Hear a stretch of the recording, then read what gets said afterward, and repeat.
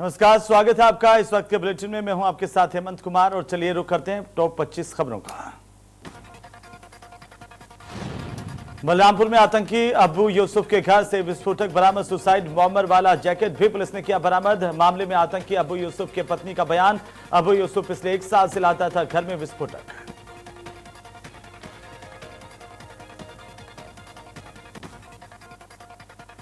आतंकी अबू यूसुफ को वापस दिल्ली लेकर आई पुलिस। अबू की निशानदेही पर 4 से 5 लोगों को किया गया गिरफ्तार। बड़े हमले की साजिश रच रहा था आतंकी अबू यूसुफ।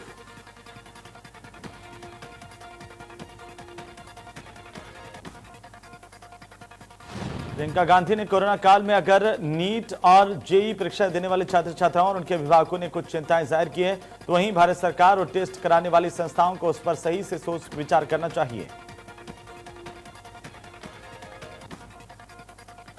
बीजेपी के राष्ट्रीय अध्यक्ष जेपी नड्डा ने कहा कि भारतीय जनता पार्टी, जनता दल यूनाइटेड और लोक जनशक्ति पार्टी मिलकर के चुनाव लड़ेंगे और जीतेंगे। हमें न केवल बीजेपी से बल्कि अपने गठबंधन सहयोगियों से भी मूल्य जोड़ना होगा।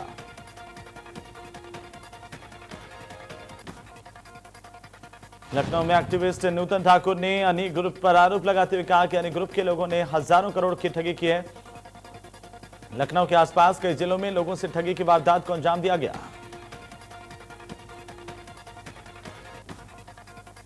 अनी बुलियन के सीएमडी अजीत गुप्ता का अयोध्या के मिल्कीपुर से बीजेपी विधायक बाबा गोरखनाथ से भी कनेक्शन सामने आ रहा है। विधायक गोरखनाथ और अजीत गुप्ता के फोटो और वीडियो भी एक दूसरे से गहरे रिश्ते की गवाही दे रहे हैं। उधर कानपुर में शालिनी का वीडियो वायरल हुआ है। शालिनी ने कहा कि हमारे निकाह को लव जिहाद ना कहें, हमने अपनी मर्जी से शादी की है।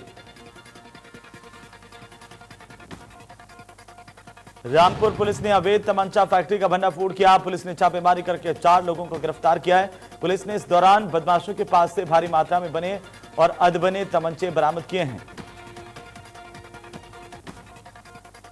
प्रतापगढ़ के कंधई थाना इलाके में पुलिस और बदमाशों के बीच मुठभेड़ में पुलिस ने शातिर बदमाश को गिरफ्तार किया। वहीं मुठभेड़ के दौरान 2 बदमाश मौके से फरार हो गए। ग्रेटर नोएडा में पुलिस और बदमाशों के बीच मुठभेड़ में 25,000 का इनामी बदमाश घायल बदमाश को अस्पताल में करवाया गया भर्ती। दूसरा बदमाश मौके से फरार। जालौन पुलिस को मिली बड़ी कामयाबी। पुलिस ने शातिर बदमाश को किया गिरफ्तार। पिछले 3 साल से चल रहा था बदमाश फरार। बदमाश पर पोस्को एक्ट समेत दर्जनों केस दर्ज है। फिरोजाबाद में पुलिस और बदमाशों के बीच मुठभेड़ में 20,000 का इनामी बदमाश घायल। मुठभेड़ के दौरान एक बदमाश भागने में कामयाब। तमंचा और बाइक मौके से बरामद।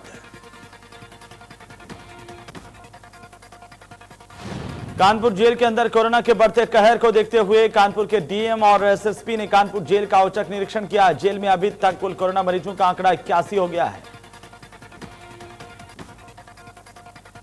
कानपुर के घाटमपुर थाना इलाके में भारी बारिश होने की वजह से कच्चा मकान गिर गया। मलबे में महिला समेत 3 बच्चे दब गए। लोगों ने चारों को मलबे से बाहर निकाला।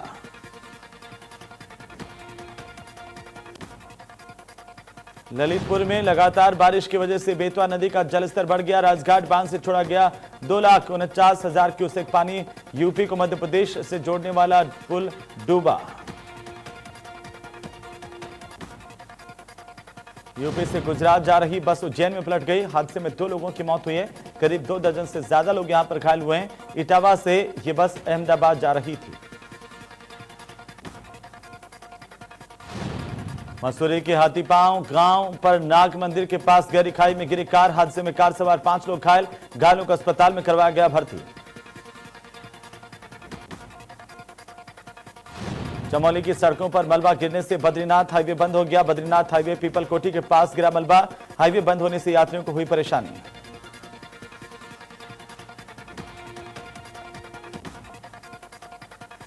देश में कोरोना का कहर जारी। 24 घंटे में रिकॉर्ड 70,000 से ज्यादा नए केस। कोरोना मरीजों की संख्या 30,43,000 के पार।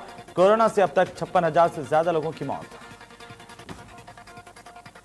यूपी में तेजी से बढ़ रहा कोरोना मरीजों का आंकड़ा। 24 घंटे में कोरोना के 5,000 से ज्यादा केस। कोरोना मरीजों की संख्या 1,82,000 के पार। देश की पहली कोरोना वैक्सीन कोविशील्ड 73 दिनों में इस्तेमाल के लिए बाजार में उपलब्ध होगी। कोविशील्ड को पुणे की बायोटेक कंपनी सीरम इंस्टीट्यूट बना रही है भारतीयों को कोरोना का टीका मुफ्त में लगाएगी। इंग्लैंड और पाकिस्तान के बीच हो रहे तीसरे टेस्ट में जैक क्राउली ने करियर के पहले दौरे शतक 267 रन और जोस बटलर ने 152 रन के साथ 359 रन की रिकॉर्ड साझेदारी की है। पूर्व भारतीय सलामी बल्लेबाज और कप्तान सुनील गावस्कर ने सीमित ओवरों के उपकप्तान रोहित शर्मा की भरपूर प्रशंसा की है। गावस्कर ने कहा कि उन्हें सीमित ओवरों के क्रिकेट में रोहित की तरह बल्लेबाजी करने पर गर्व होता है। सीपीएल में रोमांचक मुकाबला देखने को मिला है। लीग के 8वें मैच में गयाना अमेजन वॉरियर्स की टीम 118 रन बनाकर मैच जीतने में कामयाब रही। आंद्रे रसील नाबाद 52 रन की धुआंधार पारी भी जमैका को जिताने में कामयाब रही है।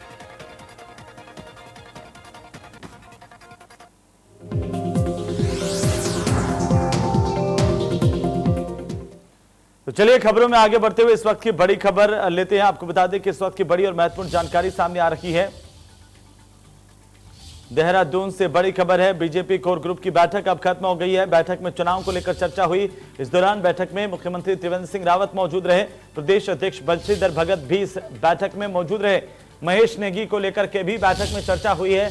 4 अन्य विधायकों की से बात की जाएगी, बंशीधर भगत ने कहा है। बड़ी और अहम जानकारी इस वक्त की देहरादून से बड़ी खबर है। बीजेपी कोर ग्रुप की बैठक महेश नेगी को लेकर के भी चर्चा हुई है, जिस पर यौन शोषण के आरोप लगे हैं। लगातार महेश नेगी पर सियासत गरमाई हुई है। वहीं इस बैठक में त्रिवेंद्र सिंह रावत भी मौजूद रहे। प्रदेश अध्यक्ष बंशीधर भगत की मौजूदगी भी देखी गई। बड़ी और अहम जानकारी, बीजेपी कोर ग्रुप की बैठक खत्म हो गई है। तो वहीं बीजेपी के प्रदेश अध्यक्ष बंशीधर भगत ने बैठक खत्म होने के बाद कहा कि बैठक में चुनाव को लेकर के चर्चा की गई, साथ ही विधायकों को लेकर के भी बात कही गई है और विधायकों से कहा गया है कि कानून के दायरे में रहकर कानून की मदद करें। मैं पहले तो नई शिक्षा नीति जो भारत की 2020 आई है उसकी आपको सबको बधाई देना चाहता हूँ। ये जो हमारी नई शिक्षा नीति आई है ये गांव से और ग्लोबल तक होगी। ये टोटली नए आयामों के साथ आई है। पूरा देश में खुशी है। ये पहली ऐसी नीति। देखिए, ये भारतीय जनता पार्टी की योजना रचना की बैठक थी। कहाँ क्या हो रहा है इस पर पूरी चर्चा हुई। जब से मैं प्रदेश अध्यक्ष बना हूँ मैंने क्या क्या किया है, कोविड में हम सब ने क्या क्या किया है, कार्यकर्ताओं की क्या स्थिति है, कार्यकर्ताओं का मनोबल कैसे बढ़ाया जाए, इस पर सब चर्चा हुई है और बहुत ही अच्छी सकारात्मक चर्चा हुई है। माननीय मुख्यमंत्री जी ने भी कहा है कि कार्यकर्ताओं का मनोबल बढ़ाने के लिए हमसे जो संभव होगा वो करेंगे। एक बड़ी मोटी बात तय हुई है कि हर जिले में 5 लोग जिला अध्यक्ष के नेतृत्व में एक टीम बनेगी जो वहाँ के अधिकारियों से वहाँ के कार्यकर्ताओं की बात करेगी और उसमें जिस विधायक के क्षेत्र का मामला होगा वो विधायक प्राथमिकता से उसमें रखा जाएगा। उसकी राय लेकर ही वो काम होगा, ताकि कार्यकर्ता की जो शिकायत रहती है, साहब दरोगा मेरी नहीं सुन रहा, एसपी मेरी नहीं सुन रहा, डीएम मेरी नहीं सुन रहा, ये शिकायत दूर हो सके। तो इसके लिए बहुत प्राथमिकता से आज बात हुई है। 2-3 मामले विधायकों के जो थे उन पर चर्चा हुई है, उन पर आज हम बात करेंगे। विधायकों को हमने बुलाया है तो उनके गुण दोष के आधार पर उनसे बात की जाएगी। एक महेश नेगी का मामला है जो कानूनी दायरे में है, उस पर अभी हमने कोई विशेष बात नहीं करनी है, लेकिन उनको हमने सख्त हिदायत देनी है कि वो कानून के दायरे में जो भी उनसे पूछा जाए उसको बताएं और कानून की मदद करें। देखिए, वहीं केंद्रीय मंत्री रमेश पोखरियाल निशंक ने कहा कि कोर ग्रुप की बैठक समय समय पर होती रहती है। हम देश की शिक्षा नीति में क्रांति ला रहे हैं। नई शिक्षा नीति से सुधार होगा। मैं पहले तो नई शिक्षा नीति जो भारत की 2020 आई है उसकी आपको सबको बधाई देना चाहता हूँ। ये जो हमारी नई शिक्षा नीति आई है ये गांव से और ग्लोबल तक होगी। ये टोटली नए आयामों के साथ आई है।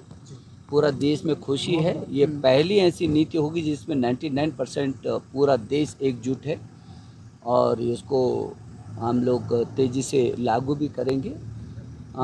जिस बैठक की आप बात कर रहे हैं हम लोग सामान्यतः बैठते रहते हैं प्रदेश वाइज। ये प्रदेश की ये टीम है और कोर टीम की बैठक हम लोग ये हमेशा बैठते रहते हैं। तो चलिए ज्यादा जानकारी के साथ हमारे साथ सुभाष गौड़ हमारे सहयोगी जुड़ चुके हैं, उनका रुख कर लेते हैं। सुभाष, क्या कुछ इस बैठक में आज हुआ है? ये कोर कमेटी की बैठक थी और लगातार लंबे समय से जब से नए प्रदेश अध्यक्ष भाजपा को मिले हैं बंशीधर भगत, उसके बाद से पहली बार ये बैठक आयोजित की जा रहा था कि कोविड के चलते इस बैठक को स्थगित किया जा रहा था लंबे समय से, लेकिन आज ये अहम बैठक की गई। सबसे महत्वपूर्ण चीज इस बैठक में ये रही कि मुख्यमंत्री त्रिवेंद्र सिंह रावत के साथ ही केंद्रीय मंत्री डॉक्टर रमेश पोखरियाल निशंक भी इस बैठक में मौजूद थे। साथ ही आगामी होने वाले विधानसभा चुनाव को किस तरीके से किया जाए, उसमें किस तरीके की तैयारी की जाए, ये भी इस बैठक का एक अहम के अलावा कहीं और महत्वपूर्ण मुद्दे इस बैठक में रहे। और जो भाजपा के प्रदेश अध्यक्ष बंशीधर भगत, उन्होंने बताया कि कोर कमेटी की बैठक में सभी जो मंत्रिमंडल के मंत्री थे, कुछ संगठन के मंत्री, सबको बुलाया गया था और मंथन किया गया था कि किस तरीके से पार्टी को आगे बढ़ा जाए। इसके साथ ही लगातार ये देखा जा रहा है कि लंबे समय से भाजपा के चाहे विधायक हों या फिर कहीं पदाधिकारी या कार्यकर्ता, उनकी बात जो चाहे आला अधिकारी माने या नौकरशाह कहें, वो उनकी बात नहीं मानते थे, जिसको लेके लगातार वो कई बार मुख्यमंत्री के पास अपनी दरकार लेके भी पहुंचे थे। तो इस विषय पे भी आज जो कोर कमेटी की बैठक थी उस पर चर्चा की गई और एक टीम इसके लेकर बनाई गई, जिसमें हर विधायक की भी जिम्मेदारी रहेगी कि उसके जो कार्यकर्ता हैं या फिर संगठन के लोग हैं, उनकी बात जो अधिकारी हैं चाहे डीएम। लेकिन सुभाष, पिछले दिनों हमने देखा कि सत्ता और संगठन में भी कहीं न कहीं तालमेल की कमी नजर आई। एक गुप्त बैठक हुई हरिद्वार में, 4 विधायक वहां पर जुटे थे, तो ये भी लग रहा था कि विधायकों के भीतर भी एक असंतोष है, उस पर भी गंभीरता से चिंतन किया गया है। बिल्कुल, लगातार ये देखा जा रहा है कि भाजपा सरकार में जो अब सरकार के विधायक हों या फिर मंत्री हों, लगातार सरकार और संगठन से नाराज रहते हैं और यही कारण है कि लगातार वो बयानबाजी भी मीडिया के सामने करते हुए नजर आए। लेकिन बड़ी चीज ये है कि भाजपा एक संगठनात्मक पार्टी और इसको लेके जरूर। चलिए, बहुत बहुत शुक्रिया सुभाष तमाम जानकारी के लिए। और ये बैठक का आयोजन यहाँ पर किया गया था। अगली खबर का हम रुख करेंगे। चमोली से अगली खबर है, जहां पर सड़क पर मलबा गिरने की जानकारी सामने आ रही है। लगातार बारिश का दौर चल रहा है और ऐसे में लैंडस्लाइड जगह जगह से होता रहता है। मलबा गिरने से बद्रीनाथ हाईवे बंद हो गया है। बद्रीनाथ हाईवे पीपलकोटी के पास ये मलबा गिरा है। नेशनल हाईवे खोलने के लिए काम शुरू किया गया है। हाईवे बंद होने से यात्रियों को परेशानी का सामना करना पड़ा। फिलहाल तस्वीर देखिए और ये हम आपको बता दें कि चमोली के इलाके की तस्वीर है, जहां पर लैंडस्लाइड की वजह से पूरा मार्ग है वो बंद हो गया। सड़क से बोल्डर और मलबा जो है वो सीधे तौर पर आकर के नीचे गिरता है जब लैंडस्लाइड होती है, जब भूस्खलन होता है। और ऐसे में कई मार्ग पहले से बंद चल रहे हैं, उनको खोलने की लगातार कोशिश। और इस वक्त जो खबर है कि यहाँ पर अचानक से मलबा गिरा, जिससे पूरा रास्ता बंद हो गया। तो ये बड़ी अपडेट है। चमोली के इलाके से सड़क पर मलबा गिरा है, जिससे सड़क प्रतिबंधित हुई है, बाधित हुई है। बद्रीनाथ हाईवे पर ये मलबा गिरने से ये रास्ता जाम हो गया है, ये रास्ता बंद हो गया है। इसको खोलने की कोशिश लगातार की जा रही है। प्रशासन भी लगातार सक्रिय है। ज्यादा जानकारी के साथ सहयोगी देवेंद्र रावत हमारे साथ जुड़ चुके हैं। देवेंद्र, कैसे आखिरकार लैंडस्लाइड हुआ, उसके बाद क्या कुछ स्थितियां इस वक्त मौके पर मौजूद हैं? जी देखिए, जो बद्रीनाथ हाईवे है, यहाँ पर भारी भूस्खलन से हाईवे बंद है। हाईवे खोलने के प्रयास किए जा रहे हैं और लग रहा है कि हाईवे शाम तक खुल जाएगा, लेकिन यहाँ पर जो बारिश आ रही है उससे लगातार दिक्कतें जो है वो हो रही है और बार-बार हाईवे बंद हो रहा है। जी चलिए, बहुत बहुत शुक्रिया देवेंद्र तमाम जानकारी के लिए। और तस्वीर आप देखिए किस तरह से यहाँ पर पूरा रास्ता बंद हो गया। तो फिलहाल इस रास्ते को खोलने की कोशिश की जा रही है। वहीं पौड़ी से अगली खबर, जहां पर एक कार ने स्कूटी में टक्कर मारी है। स्कूटी और कार की गहरी खाई में गिरने की भी जानकारी है। स्कूटी सवार राजस्व उप निरीक्षक अतुल बलोदी घायल हुए हैं। कार में सवार 2 लोग भी घायल होने की खबर है। घायलों को अस्पताल में भर्ती करवाया गया है। पौड़ी कोटद्वार के नेशनल हाईवे 534 की घटना और इस घटना के बाद की तस्वीर, कैसे आखिरकार घायलों को यहां से निकाल करके लाया गया। ये खाई में गिर गई, कार और स्कूटी दोनों खाई में गिरी थी। स्कूटी पर राजस्व उप निरीक्षक सवार थे अतुल, उनको निकाल करके लाया गया। घायल अवस्था में अस्पताल में भर्ती करवाया गया है। कार में भी 2 लोगों के घायल होने की खबर है, उनको भी अस्पताल ले जाया गया है। तो चलिए आगे बढ़ेंगे। मसूरी से अगली खबर, जहां पर गहरी खाई में कार के गिरने की जानकारी इस वक्त मिल रही है। हादसे में कार सवार 5 लोगों के घायल होने की खबर है। घायलों को अस्पताल में भर्ती करवाया गया। हाथीपांव मार्ग पर नाग मंदिर के पास यह हादसा हुआ। बड़ी अपडेट है इस वक्त की। उत्तराखंड से बड़ी अपडेट हम आपको बता दें, लगातार बारिश के मौसम के चलते जहां पर कई रास्ते बंद हैं, मसूरी से सबसे बड़ी अपडेट है। उसके बाद की तस्वीरें, जैसे ही हादसा हुआ उसके बाद में घायलों को एम्बुलेंस में अस्पताल ले जाया गया, उसकी तस्वीर भी है। गहरी खाई में कार गिरी थी, हालांकि गनीमत रही कि ज्यादा गहरी खाई नहीं थी यहां से, और ऐसे में जो घायल हुए हैं उनको तुरंत निकाला गया, अस्पताल पहुंचा गया। 108 एम्बुलेंस मौके पर पहुंची, उस वक्त की तस्वीर भी आपकी टीवी स्क्रीन पर है। तो 5 लोग घायल हुए हैं, सभी को अस्पताल के लिए रवाना किया गया, जहां पर उनका इलाज अब शुरू किया गया है। तो चलिए आगे बढ़ेंगे। नैनीताल तल्लीताल में चिड़ियाघर के समीप बने एक घर में गुलदार घुसकर पालतू जानवरों को अपना शिकार लगातार बना रहा है। कुछ दिन पहले गुलदार घर में घुसा था, पालतू कुत्ते को उठा ले गया। अब आप फिर से वो तस्वीर देखिए, और अब बिल्ली को अपना शिकार इस गुलदार ने बनाया है। किस तरीके से गुलदार यहां पर लगातार अपना शिकार ढूंढता हुआ आता है। अचानक जब बिल्ली के चिल्लाने की आवाज आई तो घर में बैठे लोगों ने सीसीटीवी को देखा, गुलदार घर की छत पर बैठा हुआ है। इसके बाद लोगों ने शोर मचाया तो गुलदार वहां से भाग गया। वहीं गुलदार कई दिनों से लगातार यहां पर आ रहा है। ये गुलदार एक ही है या फिर कई हैं, इसका पता अभी तक नहीं चल पाया, लेकिन पूरा परिवार डर के साए में जी रहा है। इनके घर पर ये गुलदार बार बार आने की घटना हुई है, जिसकी सीसीटीवी की तस्वीर हम आपको दिखा रहे हैं। ये देखिए गुलदार आपके लाल घेरे में, आप देखिए कैसे आखिरकार एक बिल्ली को झपट्टा मार करके निशाना बनाया, शिकार किया उसका, और उसके बाद वहां से भाग छूटा है। पहले कुत्ते को यहां से उठा करके ले गया था। आबादी के इलाके में इस तरह से लगातार गुलदार का आना हालांकि सामान्य है, लेकिन लोगों में डर का माहौल है। उधर पौड़ी की शिवानी गुसाई ने महज 13 साल की छोटी सी उम्र में अपने हैरतअंगेज कारनामे से देश ही नहीं बल्कि पूरी दुनिया को अचंभित कर दिया है। आज वो देश के युवाओं के लिए एडवेंचर स्पोर्ट्स की आइकॉन है। जिद और जज्बा ऐसा है कि उसने पहाड़ के हर कोने की खाक छान दी है। हौसले इतने बुलंद है कि आपदा के बाद सुरक्षित केदारनाथ यात्रा का संदेश देने के लिए विपरीत परिस्थितियों में भी वो केदार धाम जा पहुंची। अपनी माटी से इतना प्यार कि पहाड़ों का भ्रमण करके वे लोगों को पहाड़ आने का न्योता दे रही हैं। महज 13 साल की छोटी सी उम्र में वे विश्व की सबसे कम आयु की पैराग्लाइडर बनना शिवानी के जीवन की सबसे बड़ी उपलब्धि है। पौड़ी से 10 किलोमीटर की दूर कंडारा हिल में उड़ान भरकर शिवानी ने सबसे कम उम्र में यह इतिहास रचा, पूरी दुनिया को आश्चर्यचकित किया है। शिवानी की उपलब्धि लिम्का बुक ऑफ रिकॉर्ड्स में स्वर्णिम अक्षरों में दर्ज है। शिवानी के नाम दूसरा रिकॉर्ड प्रथम नेशनल उत्कृष्ट बाल पुरस्कार है, जो कि 2004 में विज्ञान भवन में उन्हें दिया गया। शिवानी ने माई एडवेंचर क्लब की स्थापना भी की है, और जिसमें आज अलग अलग जिलों में साहसिक खेलों को बढ़ावा देने के लिए स्थानीय युवाओं को तकनीकी शिक्षा देने का काम ये एनजीओ करता है।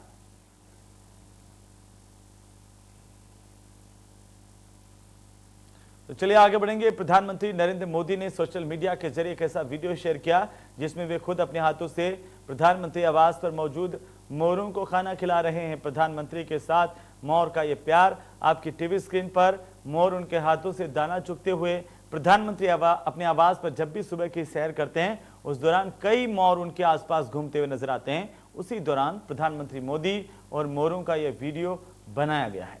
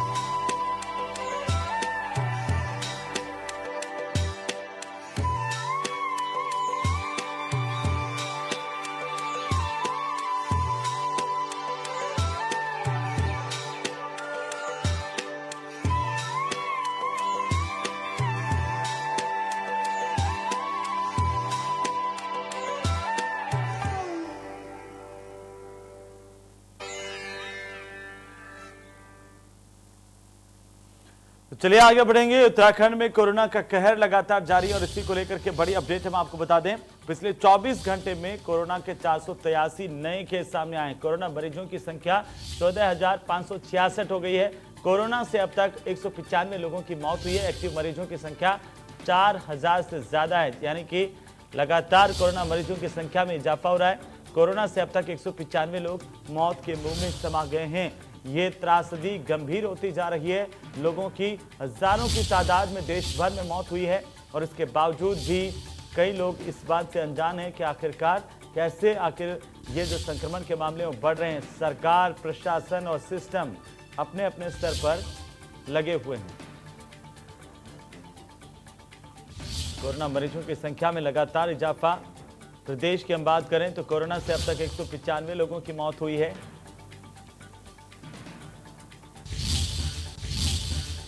तो चलिए आगे बढ़ेंगे। देहरादून के सचिवालय में मुख्यमंत्री त्रिवेंद्र सिंह रावत ने शासन के वरिष्ठ अधिकारियों और समस्त जिलाधिकारियों के साथ वीडियो कॉन्फ्रेंसिंग के जरिए बैठक की। इस बैठक में कोविड-19, डेंगू और आपदा की समीक्षा की गई। बैठक में मुख्यमंत्री ने कोविड-19 पर प्रभावी नियंत्रण के लिए अस्पतालों में आवश्यक संसाधन बढ़ाए जाने, टेस्टिंग और ज्यादा बढ़ाने, दूरस्थ क्षेत्रों से टेस्टिंग लैब में सैंपल भेजने के लिए हेलीकॉप्टर की सेवा लेने के निर्देश भी दिए हैं। साथ ही इस दौरान मुख्यमंत्री ने कोरोना योद्धाओं के लिए बनाए गए चिकित्सा सेतु मोबाइल ऐप को भी लॉन्च किया। इसके साथ ही बैठक में मुख्यमंत्री ने डेंगू से बचाव और आपदा राहत कार्यों में तेजी लाने के निर्देश भी दिए हैं।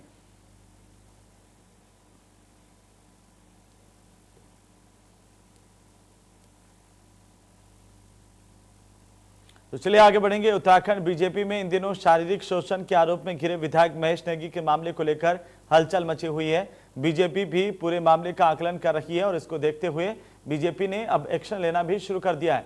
हालांकि एक्शन केवल महेश नेगी पर ही नहीं बल्कि उसके बहाने 3 और विधायकों से भी जवाब तलब किया गया है। बीजेपी ने शारीरिक शोषण के आरोप में घिरे विधायक महेश नेगी, विधायक देशराज कर्णवाल, विधायक पूर्णचंद्र फर्त्याल, निष्कासित विधायक कुंवर प्रणव सिंह चैंपियन को नोटिस दिया है। चारों को 24 अगस्त को कार्यालय में तलब किया गया। महेश नेगी से पार्टी स्पष्टीकरण मांग रही है। भारतीय जनता पार्टी के विधायक महेश नेगी पर एक महिला ने यौन उत्पीड़न के आरोप लगाए हैं। साथ ही यह भी कहा कि इस यौन उत्पीड़न के चलते एक बच्ची भी हो गई, जिसका खुलासा टेस्ट के बाद ही हो पाएगा।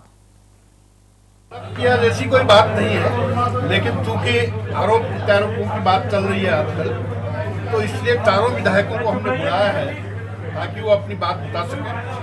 उसमें कुंवर साहब हैं जिनको निष्कासित किया गया था और उनसे बातचीत करनी है। एक कर्णवाल जी हैं, एक पूरन फर्त्याल जी हैं, एक महेश नेगी जी हैं। कहीं न कहीं वो कोई न कोई बात को चर्चा में रहे हैं, तो भारतीय जनता पार्टी ने शायद 24 तारीख को उनको बुलाया है ताकि उनसे बातचीत की जा सके और वस्तुस्थिति से हम ठीक से अवगत हो सके और वो भी अपनी बात को पार्टी के लेवल पर रख सके। तो वहीं राज्य की सुर्खियों में शुमार द्वाराहाट बीजेपी विधायक महेश नेगी यौन शोषण और ब्लैकमेल मामले में एक और नया मोड़ आ गया है। मामले में महिला के पति को पुलिस ने शामली से देहरादून बयानों के लिए बुलाया था, लेकिन आरोपित महिला के पति ने पुलिस को फोन पर सूचना दी कि उसका किसी भी तरह से अभी महिला के साथ कोई संबंध नहीं है और वो देहरादून आने में इसलिए सक्षम नहीं है क्योंकि उसकी जान को खतरा है। सूत्रों से मिली जानकारी के मुताबिक पुलिस ने विधायक पत्नी से व्हाट्सएप की सभी डिटेल ली है। इसमें आरोपित महिला और विधायक पत्नी के बीच पैसों के लेन देन की बातचीत भी सामने आई है। इस मामले में पुलिस का कहना है कि दोनों पक्षों से बातचीत चल रही है। देखना होगा कि कब तक ये पूरा मामला निष्कर्ष तक पहुंच पाता है। इस मामले में डीआईजी अरुण मोहन जोशी का कहना है कि मामले में जांच अधिकारी के साथ एक महिला सब इंस्पेक्टर भी जांच में शामिल किया गया है और पुलिस लगातार जांच कर रही है। लेकिन चूंकि विधायक पर यह गंभीर आरोप लगे हैं, भारतीय जनता पार्टी के विधायक पर यौन शोषण के आरोपों को लेकर राजनीति गरमाई हुई है। चलिए इसी के साथ इस बुलेटिन फिलहाल इतना ही। नमस्कार।